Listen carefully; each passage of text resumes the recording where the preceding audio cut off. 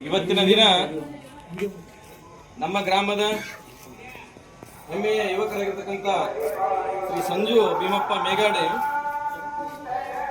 ನಮ್ಮ ರಾಯಬಾಗ್ ತಾಲೂಕು ಅಧ್ಯಕ್ಷರಾಗಿ ರೈತರ ಬೆಳೆಗಳ ಸಮೀಕ್ಷೆಗಾರರ ಸಂಘದಲ್ಲಿ ಸುಮಾರು 136 ಸಂಖ್ಯೆಯ ಸದಸ್ಯರಲ್ಲಿ ಅವಿರೋಧವಾಗಿ ಆಯ್ಕೆಯಾಗಿದೆ.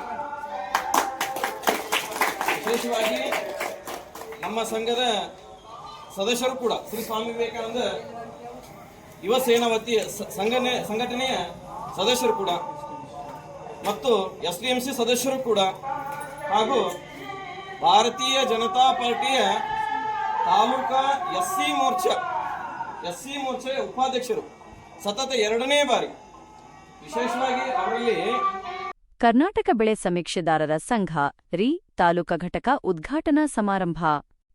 ಬೆಳಗಾವಿ ಜಿಲ್ಲೆಯ ರಾಯಬಾಗ ತಾಲೂಕಿನ ರಾಯಬಾಗ್ ಪಟ್ಟಣದಲ್ಲಿ ಕರ್ನಾಟಕ ಬೆಳೆ ಸಮೀಕ್ಷೆದಾರರ ಸಂಘ ರಿ ರಾಯಬಾಗ್ ತಾಲೂಕಾ ಘಟಕ ಉದ್ಘಾಟನಾ ಸಮಾರಂಭ ನಡೆಯಿತು.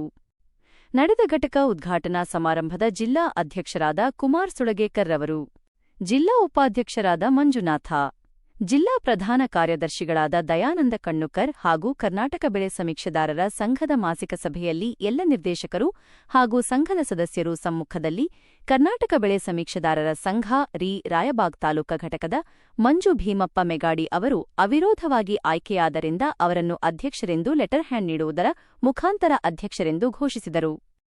ಈ ಸಮಾರಂಭದ ಪ್ರಯುಕ್ತ ಮಂಟೂರ್ ಗ್ರಾಮದ ಶ್ರೀ ಸ್ವಾಮಿ ವಿವೇಕಾನಂದ ಯುವ ಸೇನೆ ಮಂಟೂರ್ ಇವರು ಸತ್ಕರಿಸಿ ಅಭಿನಂದಿಸಿದರು.